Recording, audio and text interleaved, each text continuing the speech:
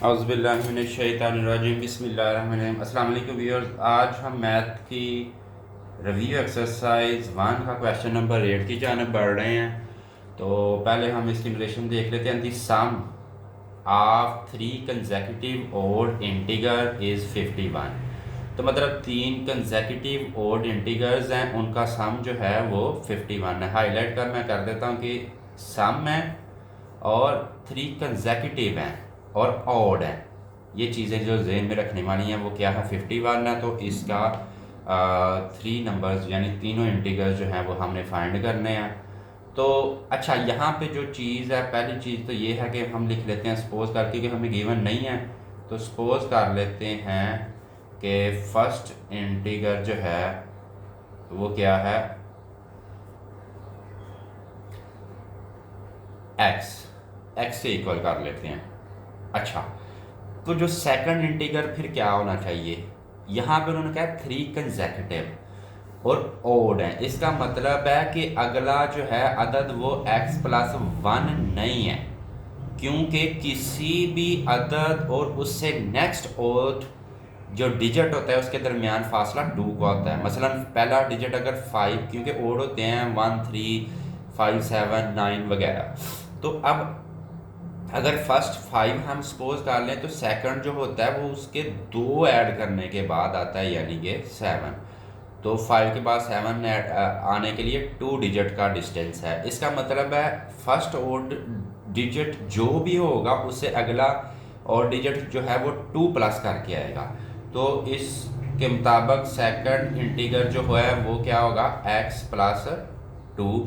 और इसी तरह जो थर्ड इंटीगर है वो x+4 होगा। तो अगर फर्स्ट इंटीगर हमने सपोज x किया है तो सेकंड इंटीगर क्या होगा, x+2 और थर्ड इंटीगर x+4 होगा।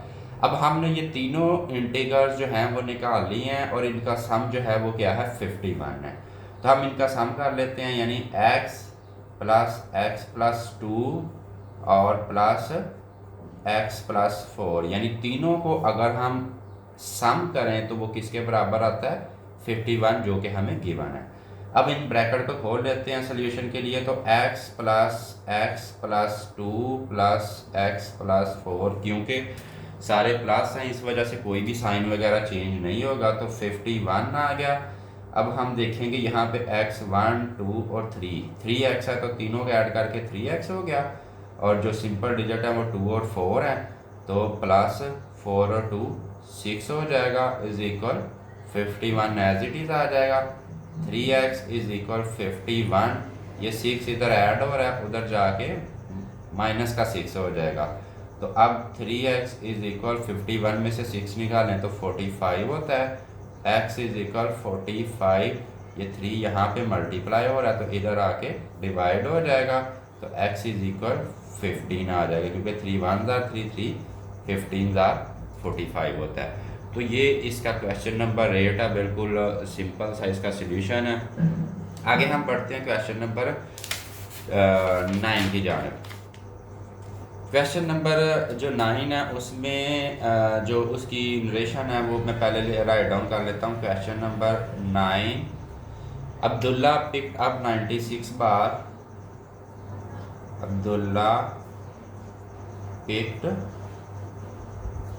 96 balls and placed them into the bucket and placed into 2 buckets, यानी अब्दुल्ला ने 96 बाल्स पकड़ी हैं और उनको 2 बकेट्स के अंदर डाल दिया। ये हाईलाइट करने वाली जो मेन चीज़ें हैं।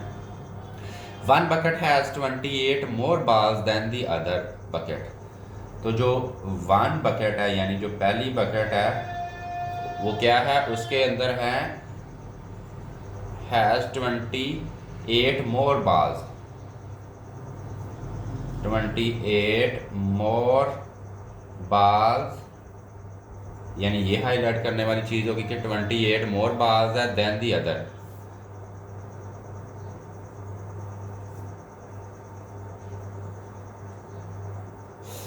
How many balls in each bucket, तो हर बकेट में कितनी बाल्स हैं, how many balls are in each bucket।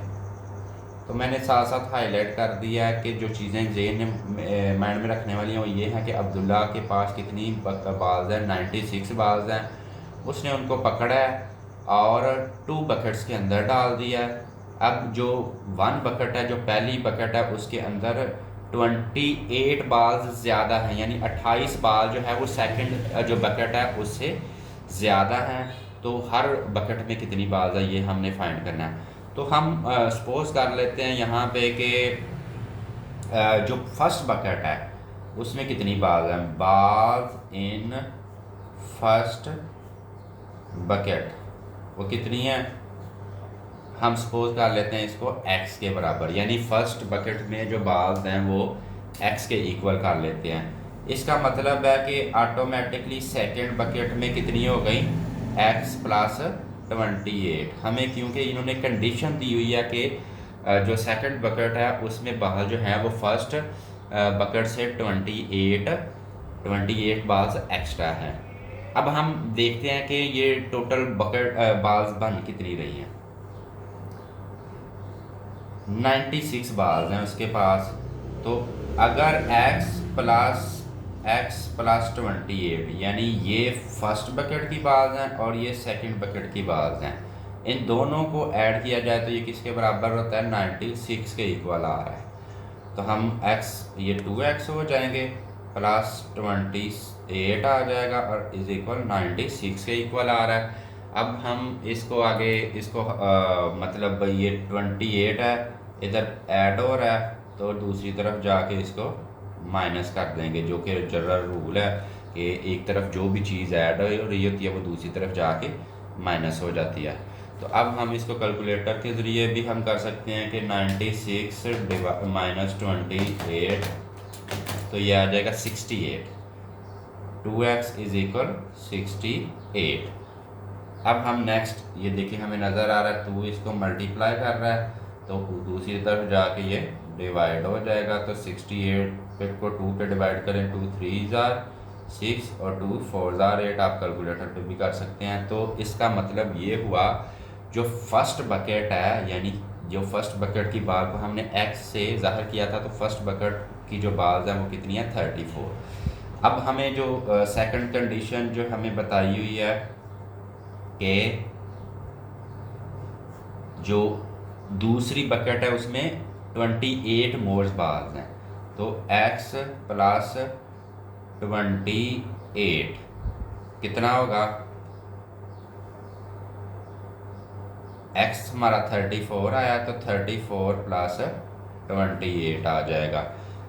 ठीक है, तो ये हम इसको मतलब कर लेते हैं, इसको ऐड कर लेते हैं, कैलकुलेटर के ज़रिए भी किया जा सकता है, यानी कि 34 प्लस 28 ये आ रही हैं 34 प्लस 28, तो ये 62 बाल्स आ रही हैं। तो बिल्कुल ये सिंपल सा इसका सॉल्यूशन था, यानी कि हम इसको बड़ी आसानी से कर सकते हैं कि मैं दोबारा इसका मेन जो चीज़ है कि बता देता हूँ कि बाज़ उनके पास x से हमने इसको सपोज किया था कि फर्स्ट बकेट की बाल x है तो सेकंड बकेट की ऑटोमेटिकली x प्लस 28 है, दोनों को ऐड करें तो 96 के इक्वल होता है।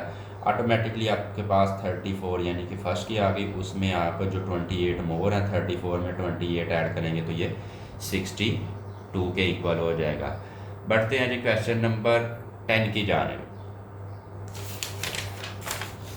क्वेश्चन नंबर जो 10 है उसमें जो हमें गिवन डाटा सलमान, मैं यहाँ पे लिख देता हूँ सलमा इन्वेस्टेड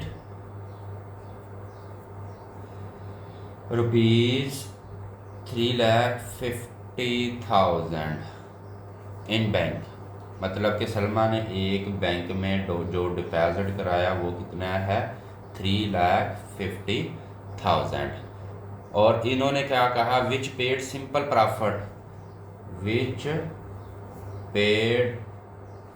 प्रॉफिट। सिंपल और कंपाउंड का डिफरेंस मैं पहले भी बता चुका हूँ।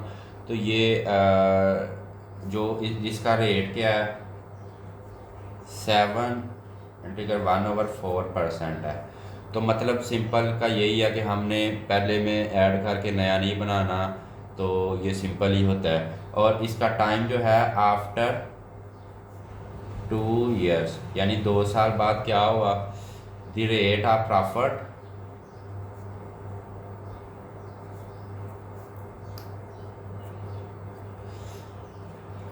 Of profit increase to 8%, increase to 8%। मैं चीज़ें हाईलाइट करी जा रहा हूँ साथ साथ। पहला ये रेट है और 2 year बाद यानी 2 साल बाद जो है ये 8% कर दिया गया।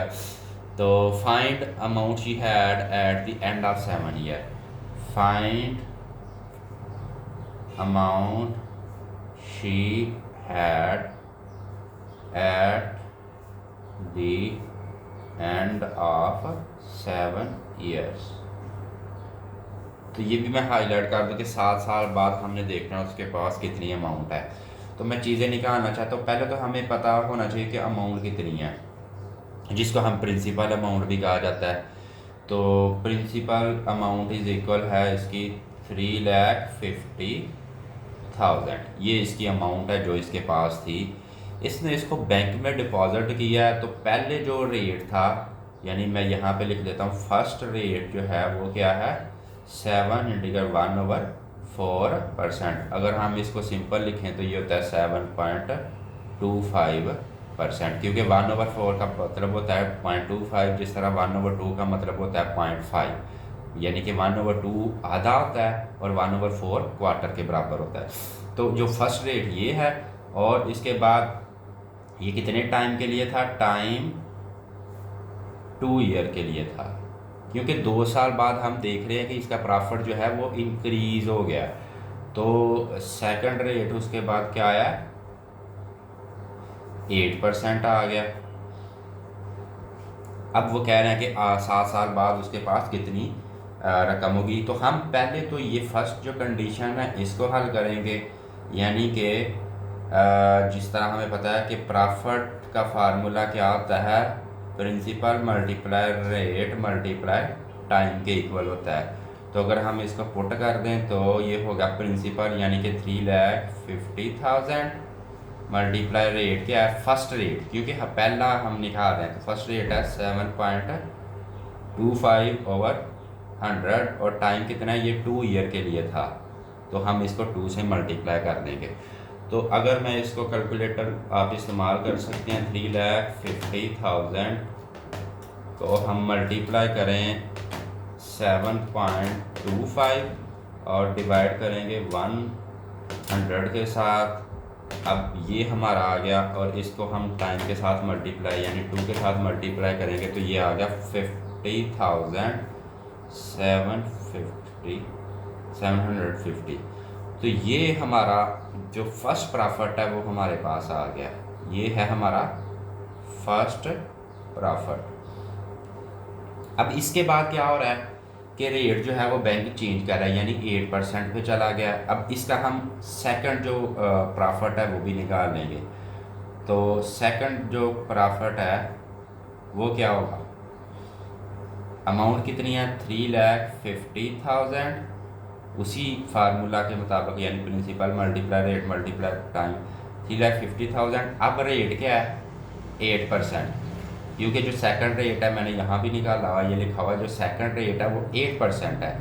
और टाइम कितना है, अब ये देखें टोटल 7 years का हमने निकालना था, 2 years का हम पहले ही निकाल चुके हैं। 2 year का जो रेट था वो 7.25 था, उसका तो हम पहले निकाल चुके हैं, उसका प्रॉफिट ये है। तो बाकी रह गए 5 year, क्योंकि 7 में से 2 का हम निकाल नहीं चुके हैं, तो बाकी टाइम की तरह रह गया 5 year। तो हम 5 के साथ इसको मल्टीप्लाई करेंगे क्योंकि अब टाइम 5 year रह गए हैं।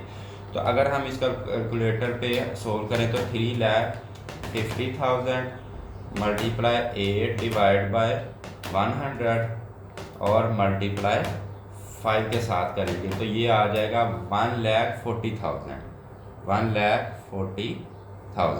तो ये इसका सेकंड प्रॉफिट आ गया। फर्स्ट प्रॉफिट ये था और सेकंड प्रॉफिट ये आ गया। अब उन्होंने कहा है कि हमें बताएं find amount she had at the end of 7 year के, यानी कि 7 ईयर के बाद उसके पास टोटल अमाउंट कितनी है। तो टोटल अमाउंट जो क्वेश्चन है वो पहला तो ये है कि उसके पास अपने पैसे जो 3,50,000 वो भी वापस है, 3 लाख क्योंकि वो उसका अपना है, प्लस फर्स्ट प्रॉफिट जो उसको हासिल हुआ है 2 साल का 50,750 प्लस सेकंड प्रॉफिट 1,40,000। तो इसको अगर हम कैलकुलेटर पे ऐड करें तो ये यानी कि 3,50,000 प्लस 50,750 और जो थर्ड है 1,40,000, इनको अगर हम ऐड करें तो ये बनता है 5,40,750।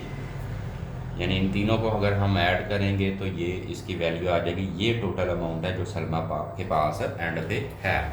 तो ये व्यूअर्स हमारी रिव्यू एक्सरसाइज जो हम कर रहे थे, रिव्यू एक्सरसाइज